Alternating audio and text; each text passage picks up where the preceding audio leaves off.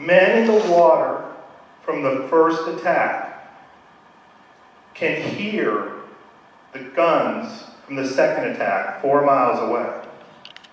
It's always sort of sends shivers up and down my spine. The thought of floating in the ocean, my ship is sunk, and I'm listening to the attacker sink yet another ship.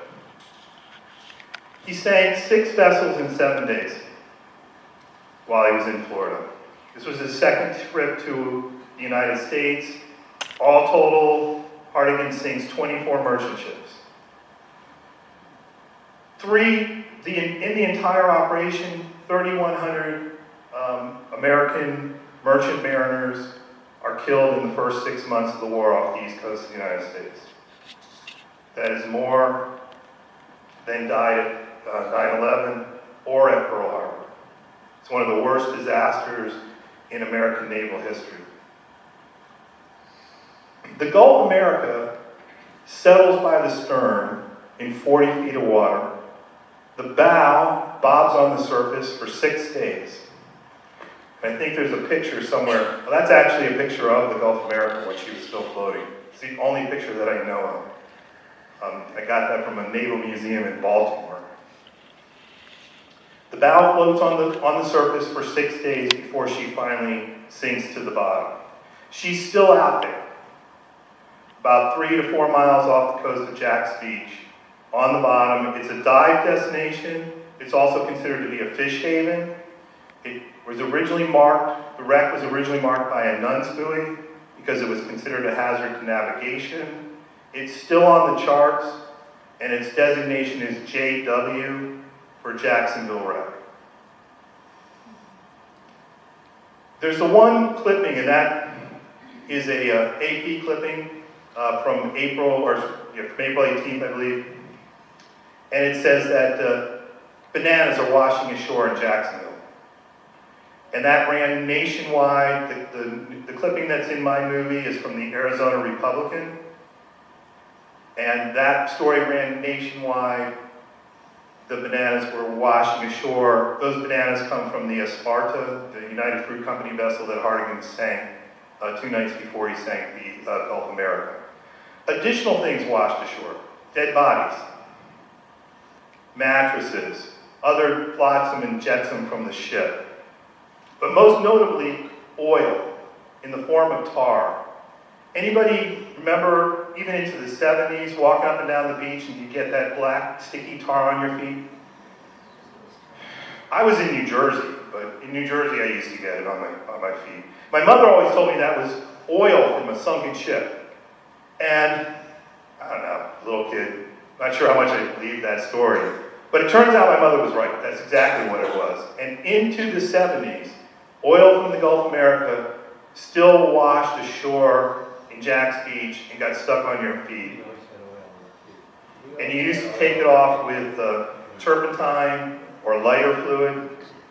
Somebody said baby oil the other day. I never tried that, but I remember using the turpentine to get that tar off my feet. The U-123 goes back to Germany. Hartigan gets promoted. He gets to meet Hitler. In fact, on his way home, Hitler goes into the Reichstag and brags that his submarines are sinking American merchant ships within sight of American cities. He gets to meet Hitler, he gets the Iron Cross, he gets promoted, he never has to go to sea again. But the U-123 does. She survives the war, but in June of 1944, we invade Normandy, D-Day. And after D-Day, the Germans have to abandon their submarine bases on the Atlantic coast of France. And when they do that, they scuttle the U-123, take it out to sea, fill it with water, put it on the bottom. After the war, the French go out and they raise her from the bottom. They rechristen her La Blaison, and she becomes an active member of the French Navy and remains an active member of the French Navy until 1959. It was probably the best submarine the French ever had, certainly for that time. Hartigan, as I said, goes back to Germany, meets Hitler. He writes a book. The book is called Aufgefechtsstationen, which means 2 battle stations. It has a introduction by Admiral Dönitz, who's the commander of the submarine corps, and it's a best-selling book in Germany. It is illegal. In fact, some of the clips, some of the still pictures are from that book. It is illegal to buy that book in Germany because of the laws that we passed or made them pass after World War II, that they cannot have anything that glorifies the Third Reich. The book goes, usually at this point I tell you how the book goes on sale every once in a while and how it's often sold by somebody in Germany. And it usually costs around $400 or $500. I bought one last night for 359 English pounds from a guy named Marcus in Germany. And he sent me a nice email this morning thanking me. And said he's shipped it already, so I'm hoping to get it soon. But it was a best-selling book. Hartigan was a hero. He was a hero in Germany. He remained a hero after the war. He starts a business selling heating oil. And he sells it initially door to door to people in his hometown of Bremen. That business grows. He eventually goes to work for Texaco. And he makes a fortune in the oil business. He then enters politics. And he becomes a member of the Bundestag, which is the German parliament, West German parliament. And for 32 years, he's either in the Bundestag or in some other political office. He becomes a very good golfer. He comes here in the 1990s. One of the quotes from that visit is, "The people were very nice to me." Oh, there he is with Hitler. And you can see, because it came from Germany, it had to have his face censored. If you look closer to that picture, there's a bunch of little green dots that are covering up all the military regalia. Hartigan, and this is my favorite part, so make sure everybody's paying attention. Reinhard Hartigan is still alive today. He's 104 years old, and he lives in Bremen, Germany. He's the last surviving U-boat commander. He's been the last surviving German U-boat commander since 2002.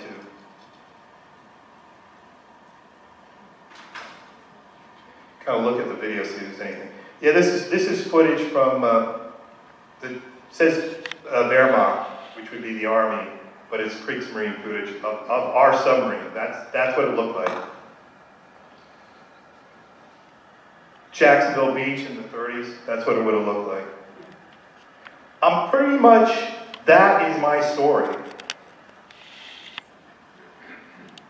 I'm happy to answer any questions if you have them.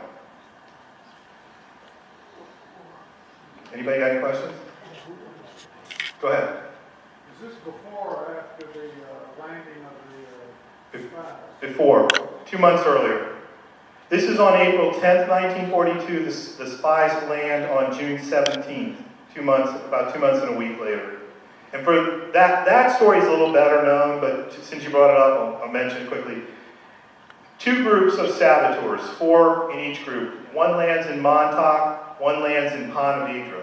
Both groups bury their supply of money and explosives in the beach and pretty much leave it.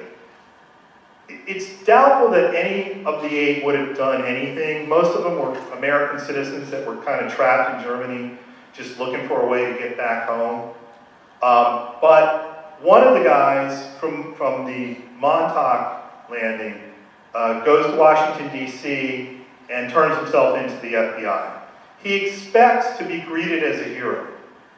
He expects the FBI is going to want to interview him and find out all the stuff he knows, and he's going to be a hero. In fact, J. Edgar Hoover and Roosevelt are anxious to show the American public what a good job they're doing. So within less than 2 months of landing, 6 of the 8 saboteurs are put to death in an electric chair designed by Edison, called Old Smoky, in the Washington, D.C. jail. The other 2 get sentences of life and 30 years. Both of those men are pardoned by Truman in 1948. So there was a pretty wide range of punishments. You either got killed immediately, or you spent 6 years in jail and went back to Germany. The one guy, the guy that turned himself in, is a guy named Dash, and annually Dash applied for a passport to come to the United States. And every single year, J. Edgar Hoover said, no way. You got a question, young man? You look like a bright young man. That's my son. Stand up, Sam. Stand up and wave your finger. Go ahead. Yes, there's a marker for where it's outside the Inn & Club. It's near the Inn & Club, the Pastorius marker, right? Yeah, it's right across the street from the big fountain. So the marker for Pastorius, where the saboteurs came ashore, is right outside the Inn & Club, right across from the big fountain with the lions. If you're interested, inside the Inn & Club, there are models of both the SS Gulf America and the German submarine, the U-123. And a plaque that tells you what happened, but I gotta warn you, the plaque is wrong. It's the pre-1990 version of what we thought, what observers on the shore thought happened. They had a lecture at the Historical Society on this. Very different. It was on the saboteurs? Yeah, no, it was on the ship being exploded. Huh. That was my speech. I gave it. Okay. But everybody says my speeches change over time, so there's proof positive. 2 months later, it's a whole different speech. Well, you put a lot of, you interviewed people that had seen it. Yeah. So it gave you a totally different picture. Well, there were some people, and we did talk about them. The most famous guy was a guy named Townsend Hawks, who was a local realtor. And he claims that he got into a lifeboat and rowed out to help the people. There was a teacher at Fletcher who was in the movies, heard the explosion and came running out when she was 12 years old. And then she annually used to tell that story to the students at Fletcher. Probably the most interesting part of her story is she talked about the fire going back and forth, the two ships firing at each other, which doesn't happen. The Germans do all the firing, but they would have appeared that way from the coast. Had you been watching from the shore, it would have looked like they were firing back and forth. Worth pointing out too that this event is one of 2 times in U.S. history where you could stand on the shore and watch a naval battle at sea. The other time was the Monitor and the Merrimack during the Civil War. Wasn't that flag vandalized? It was still down. Yeah, I think it was. I think it was vandalized. I don't know the details of that, but I do know that they moved it because it was vandalized. Yeah. Yeah, I think you're right. Because I know Mr. Payton wasn't happy. Go ahead. I grew up on Long Island, and we always heard that when you came ashore, maybe out of Montauk. Right. Hopped on some transportation, got into the city, actually got into New York City, and possibly even over to New Jersey. Well, that's true. That's absolutely, everything you just said is true. They landed at Montauk, 4 of them, including Dash. They go to New York, they're in a hotel room in New York, and they've actually got 2 hotel rooms. Dash and Berger are in one, the other 2 guys are in the other, and Dash says to Berger when they're in the hotel in New York, I'm going to turn myself in, and you can either come with me or I'm going to kill you. And then he calls the FBI from his hotel room in New York. He calls the local FBI in New York City, and tells them, I'm a German spy. I've landed here and I want to turn myself in, and they don't believe him. And he actually has to then travel by train, which would have taken him through New Jersey, to Washington, D.C. And he calls again from Washington, D.C., and I think eventually they do come and get him. I don't think he has to actually go into the FBI headquarters. But it's interesting, they catch the last of the 8 in Milwaukee, Wisconsin. And they catch him when he walks into an FBI office to surrender. or not to surrender, to register for the draft, and to explain to them why he is not registered for the draft already. He goes in and says, you know, I've been overseas and I've come back and now I want to register for the draft. And they look at his name and they say, we've been looking for you. And they put him in jail, and like I said, they execute him. Or 6 of the 8 get electrocuted. So Hardigan's still alive? Hardigan's still alive, yeah. This is a gentleman from the recorder here to cover our event. He's 104, he lives in Bremen, Germany.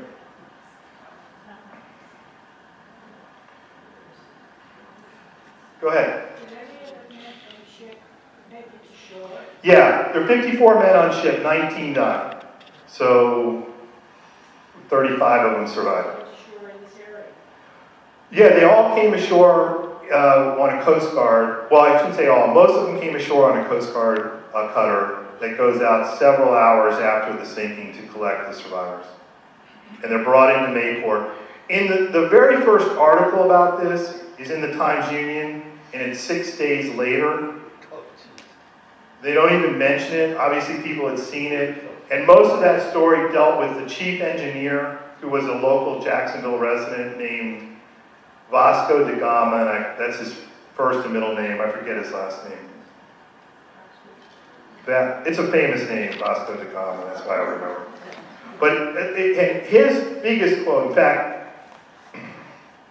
there's another guy named Robert E. Lee Watson, who's from Brunswick, who's here in the 90s when Hardigan comes, who's also on the ship. And the two things that both of these guys say, Vasco da Gama and Robert E. Lee Watson, is, I wish we had a chance to fire our deck gun. To fire their own gun back at the submarine. Footage is neat. There he is, by the way. That's what he looks like. A couple years ago, I think. Now, I think that's probably maybe 6 years ago. That's Commander Hardigan. He's one of the 2 most famous submarine commanders from the war. 2 most highly decorated, 2 most successful. The other guy sneaks into Scapa Flow and sinks a British battleship right in the port. He's very successful guy. Let's not forget he killed a whole bunch of Americans as we laud his success, but and 19 of them right up here off the coast. I love this footage here. I think that's exactly what it would have looked like. You can kind of see the coast in the background. Had you been able to be out there, that's what they would have looked like, cruising up and down looking for the Gulf America to sink. If that's all, I'll let you go. I want to thank each and every one of you for being here. I know a lot of you. It's great to see all the people I know. It's great to see all the people I hadn't met yet. We are going to stay around and take some pictures. So if you'd like to get your picture taken, we'd love to take your picture. Thank you.